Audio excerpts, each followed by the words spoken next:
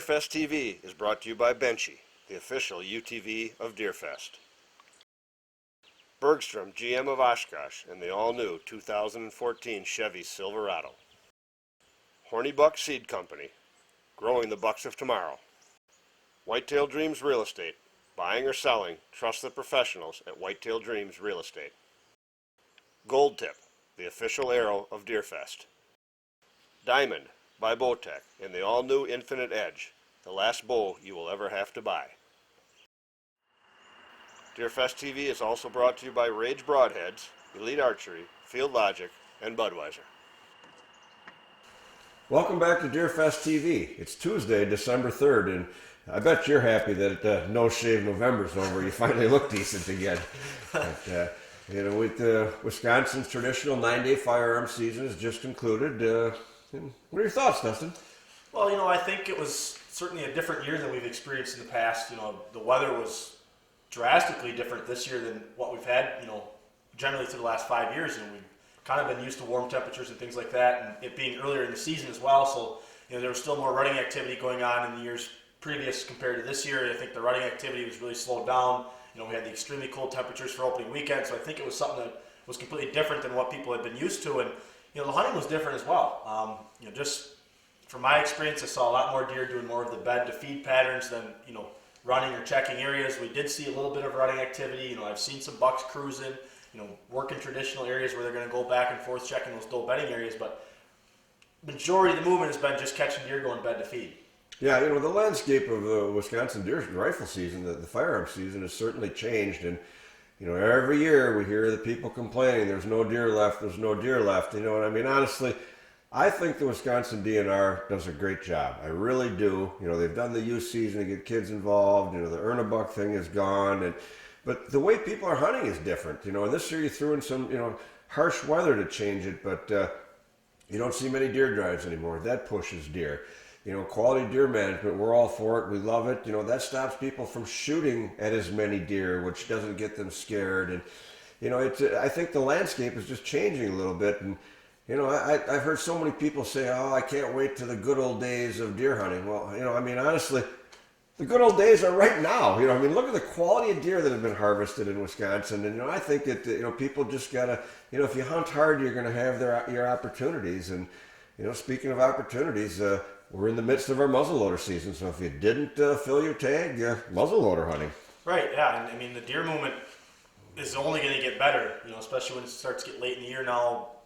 Yeah, the bucks are still looking a little bit, that's what their life revolves around, is either the rut or food. So, you're really going to have to concentrate on one of those two things. I think we're really going to start getting back into that food stage. They're talking this upcoming weekend, extremely cold temperatures, highs in the teens, overnight lows in the single digits, wind chills below zero pretty much throughout the course of the day. That's going to really get the deer on their feet, especially some more of those mature bucks on their feet during daylight, heading to food.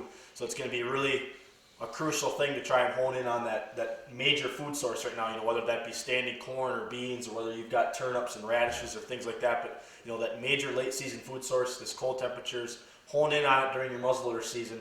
Like you said too, get back on the gun season a little bit, is the hunting has changed so much. The way people hunt has changed so much, even since, my time, since I can remember when I was younger. We don't see deer drives anymore. Your neighbors aren't pushing deer all over the place, so you're really hunting more natural patterns and deer just moving on their natural behavior. And it's becoming more and more so that every year, versus deer that are pressured and they're running or seeking cover or looking for, somewhere where they're going to feel safe and unpressured. Now we're hunting deer that are more on their natural patterns. So, now when we kind of roll into that back 40 segment, we start talking what we're going to talk about this week and what we've talked about the course shows, where, this property management really becomes a bigger and bigger emphasis, as we move forward in the years of deer hunting, because our neighbors aren't pushing deer and we're hunting deer on their natural patterns and things like that. So managing our property and creating, the best habitat we can in our property is really going to be beneficial for us, because those deer are going to want to live there naturally throughout the year, So this week we talk on the back 40 about sanctuaries, and it's something that you and I both think is very, very important. And the big question that we get a lot of times is, well, my property is only 15 acres. How can I possibly have a sanctuary? Well, the reality is you can have a sanctuary no matter how big your property is, whether you're hunting 15 acres or you're hunting 1,500 acres.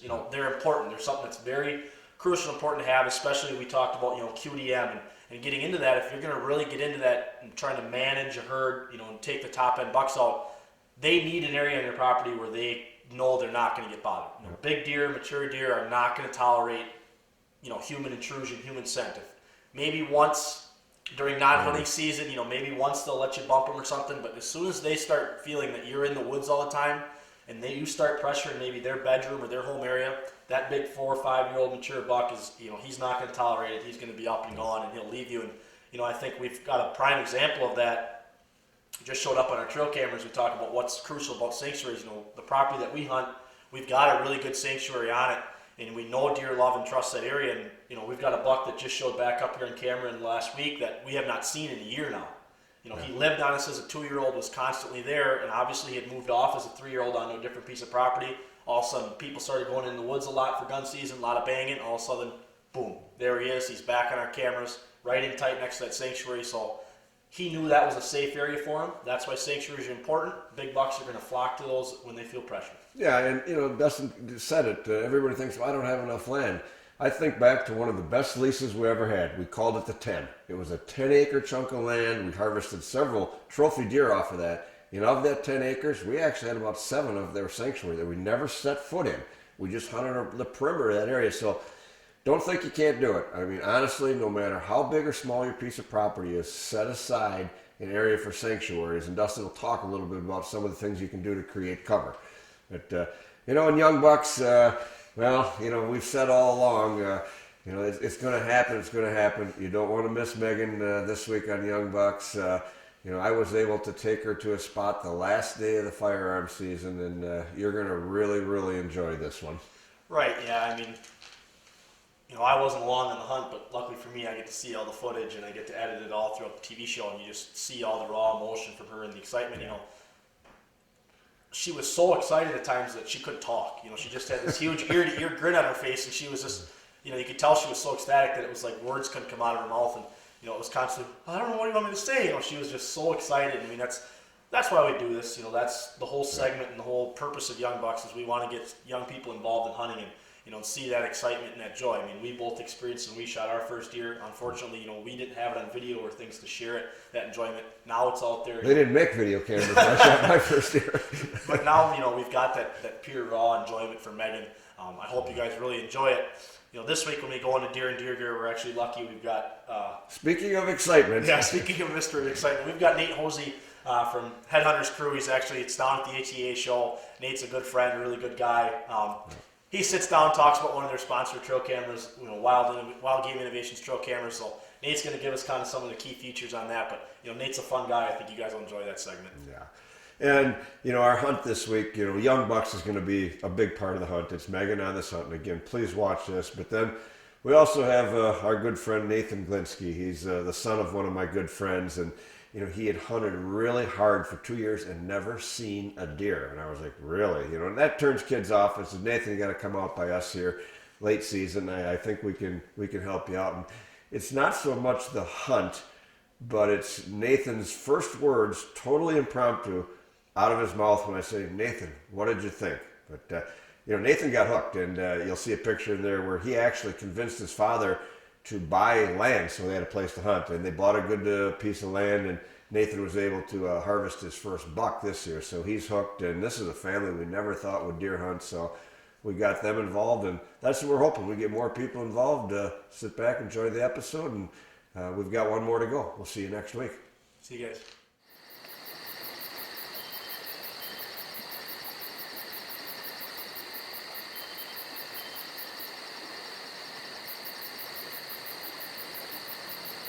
Well, here we are in this week's Back 40 segment. You know, and we touched a little bit in the opener about what this is going to be about, and that's going to be sanctuaries this week. And, you know, we really feel that sanctuaries are something that's extremely important when we start talking about our overall property plan, you know, if we're trying to harvest those big mature 4 and 5 year old whitetails. And, you know, the reason that they're so important is those big deer, they aren't going to deal with things that they correlate to danger. And hunting and human beings are something they correlate to danger. So we've got to give them an area on our property, and no matter how big or small it is, you know, we touched on that in the opening. I mean, you can have a sanctuary on 5 acres, you can have a sanctuary on 500, you know, and it all just depends on you as a landowner figuring out where the best place for that is going to be. And, you know, we try and come up with a couple key ways of really finding sanctuaries, and we'll talk about on the map here areas that we chose as sanctuaries and why we chose them. It doesn't necessarily always have to be a certain kind of terrain or hardwoods versus cedar swamp or marsh grass, creek bottoms. It can really be anything. It's just an area that the deer can go into. They're going to feel comfortable going into there. Yeah, the thicker the better. For a sanctuary, it's going to make deer feel more comfortable. When they start feeling pressure, it's an area they're going to want to go. But when we look at this property, and we've selected 2 core sanctuaries on this property, and we'll talk about why we did that. But we selected this creek bottom here along this edge of the property, and it is a really thick, low-lying creek bottom. It's got marsh grass in it, a bunch of tag elders. So yeah, it's thick, it's nasty. It's going to be a great place for deer to go into. But the other reason we chose it is that it allows us ease of access to hunt the fringes. And that's something that's really important when you're choosing a sanctuary, is make sure that you can access and hunt along every edge of it, because bucks are going to take different travel routes in and out of it throughout different times of the year, and different bucks are going to always use different areas. So the beauty of this being our sanctuary in this property is, yes, it's a great low-lying, thick area, but it also allows us very easy access to hunt the fringes of it. We've got the large power line that runs into the property here. So for us to come in and hunt this edge of the sanctuary, it's going to be very simple for us to slip in along this power line, hunt this edge without ever having to get our scent or anything blowing down in here. On this border, we've got the major road where it's going to be easy access for us to pop in along this big field edge to hunt them, or pop in right here. There's a little rock outcropping. We'll be able to pop in, hunt on top of that. So it'll give us a good vantage point to look down into that sanctuary, as well as getting deer coming out of this sanctuary crossed into these big ag fields. And then up here we've got our other major access road that comes into this big food plot we've talked about planting. And this allows us access to come in and hunt deer that are going to exit the sanctuary out through this food plot, and it's going to give us a great ambush point. Now when we look at where we've chosen as a second sanctuary, and that's this large area here, and this is actually a cedar swamp. It's low, it's wet, it's got big hemlocks and cedars in it. And when we went in and initially walked this property, this was the area that really stuck out in our minds. It was full of big rubs, cedar trees the size of your thighs were just shredded. So we knew that was an area that big bucks felt comfortable. Talking to the landowner prior to getting in there, he said, yeah, I always see some really big bucks down in here every year. So we knew, okay, that's our bedroom for sure. We definitely want to stay out of there. But when we were looking at 120 acres, we wanted to make sure that we had another one. We felt that we had enough acreage, we could create a second bedroom. That's why we chose this area. But also when we look at this, we've secured ease of access again. And that's a key thing to your sanctuary, is make sure you can get in and hunt those fringes. So we've got, again, the main entrance road that comes in through here, allows us access to hunt this entire fringe. We've got the main county road that runs here, allows us to hunt this edge. And then we've also can come in on the main road, and we've got these field edge to hunt them, along with this big food plot that we put in, that Doug was talking about last week. So it gives us a really good access point. Again, we can come in, hunt this edge, these deer coming out into this food. We can hunt them as they pile out into this food plot, and then we can hunt them up right here along the county road as they filter across into these large ag fields. So sanctuaries are something that's really important, because we need an area on our properties for big bucks to feel safe. And I've talked about a creek bottom that's really thick and a cedar swamp that's thick. And, all of a sudden people are going to be like, oh, well, I don't have a creek bottom, or I don't have a cedar swamp. But the reality is it can be anything. South-facing ridges are a great sanctuary. And the reason that they're such great sanctuaries is a lot of times there's more sunlight that goes in there, and we get a lot more undergrowth on those south-facing ridges. You can certainly just stay off of that side of the ridge, leave it alone, let the deer go in there in bed. Yeah, it might take a year or two for a new sanctuary to really take hold, for a big buck to feel like, okay, I'm not getting pressure in here, and he might slip in there and make that his bedroom as he's living on your property. But the key is to leave him alone. Don't go in there, don't access them. Here at Deerfest, we access our sanctuaries one time a year. And that is in the spring shed hunting. The reason we do that is we know that that's where our big mature bucks are living. It's a lot of times where they're going to shed their horns, so it's a great place for us to go and find the horns. But the other thing is it's a great teaching lesson, because what we can do is we can go in there and find large rub lines, and we can see where bucks are entering and exiting those sanctuaries, going out into feeding areas, or where they're leaving to go check doe bedding areas. So the reason that we go in there is not only can we find some horns, but we can also learn and plan and strategize for the next hunting season.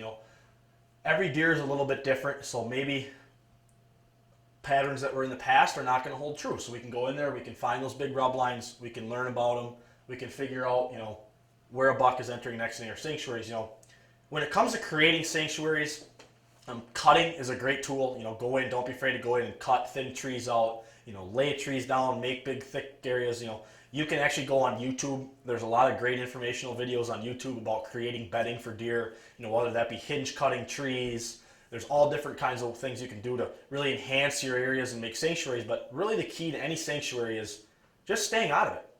I mean, it doesn't have to be the thickest, nastiest thing in the world. If a deer knows that you never go in there, well, then he's going to go in there. He's going to make that his bedroom. He's going to make that his home because he knows I'm not going to get bumped out of here by humans. I'm not getting sent in here. I'm not feeling pressure. So anywhere on your property that you feel you can set aside as a sanctuary, not go in it, but allow yourself ease of access to hunt those fringes is a great place for a sanctuary. Just remember, if a big buck doesn't start living in there the first year you deem it a sanctuary, don't get disappointed. It may take them a year or two to find that area, but I promise you, if you create a sanctuary, an area that you do not go into, that's where the big deer in your property can eventually call home.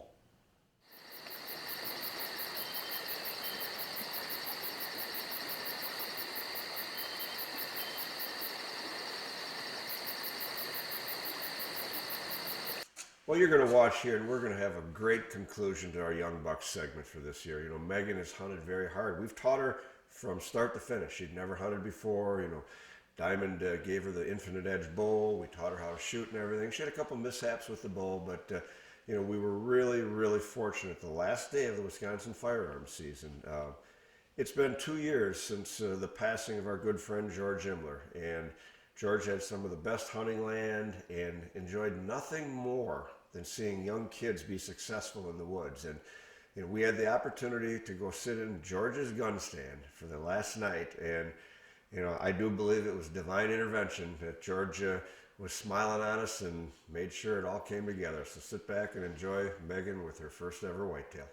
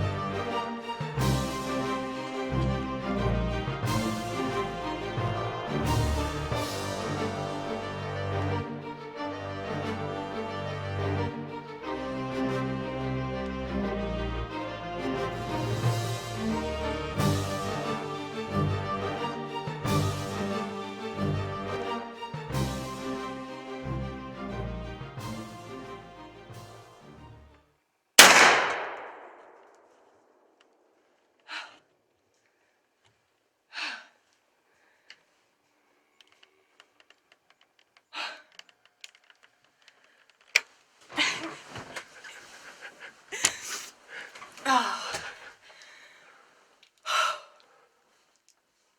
Yeah.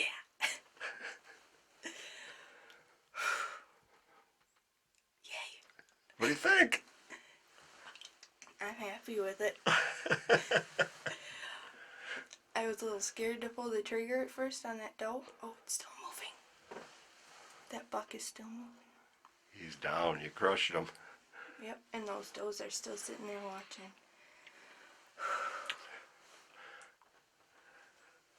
Way to go, girl. Patience. Yeah. Scared to pull the trigger on the does, but then saw that buck and I knew I had to take it.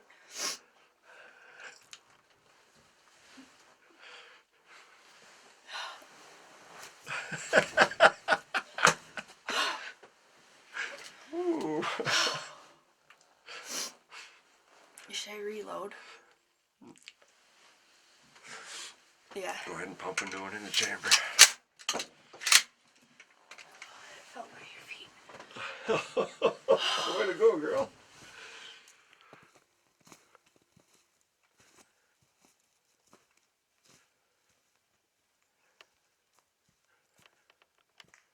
Yeah.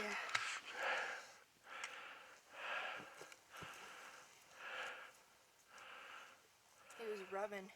Yeah. First buck? Yep. First deer.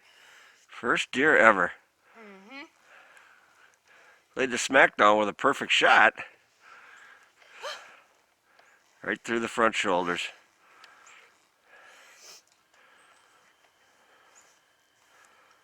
I'm at.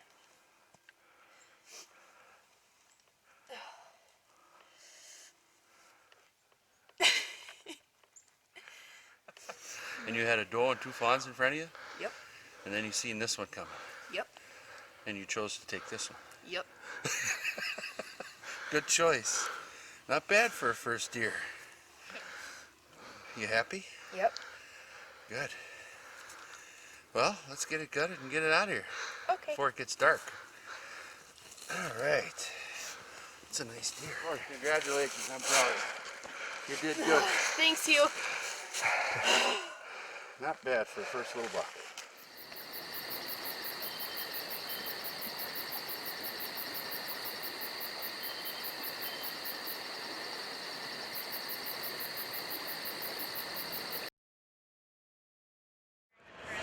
Wild Game Innovations has teamed up with the Crush to come out with a brand new lights out trail camera. It's got a great playback image so you can see just exactly what angle your image is being captured at. Great battery life and zero detection, and I promise you it'll help you put that big old buck's lights out.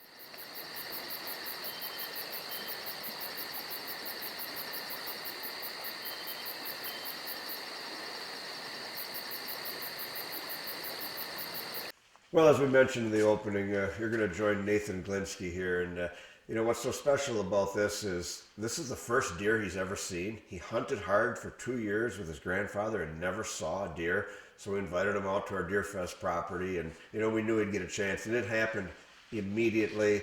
Made a great shot. But, you know, I said to Nathan, what do you think? And that's what makes this hunt, is his reaction. And, you know, Nathan has gone on to, you know, convince his father to buy 40 acres of land for him to hunt on, and he actually harvested his first buck this year. But watch Nathan, and you're going to laugh too when you see his initial reaction after the shot.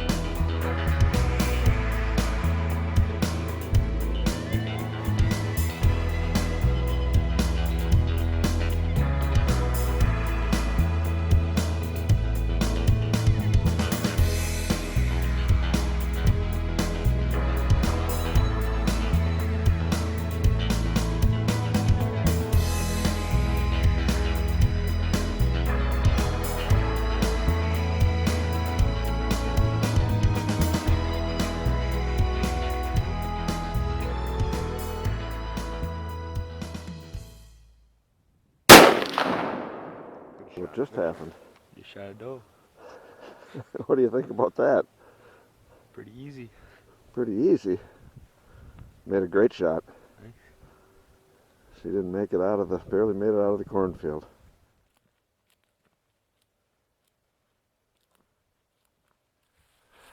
Nice big mature doe. Made an awesome shot. Yeah. What did she run? Maybe 50 yards, not even 40 yards? Fell another 20 back towards us. Yeah. Yeah, and we sat, thought maybe we'd get another one, but they went to a little bit different food source. But great deer. Nice big old doe, big head on her. Good job, Nathan. Thank you.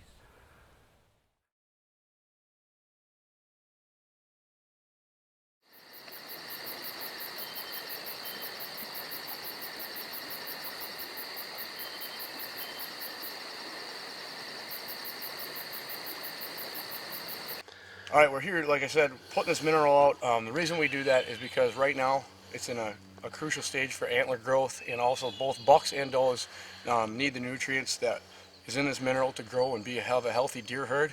We've got a new piece of property here, so we're trying to develop the deer as fast as we possibly can and make them as healthy as we can.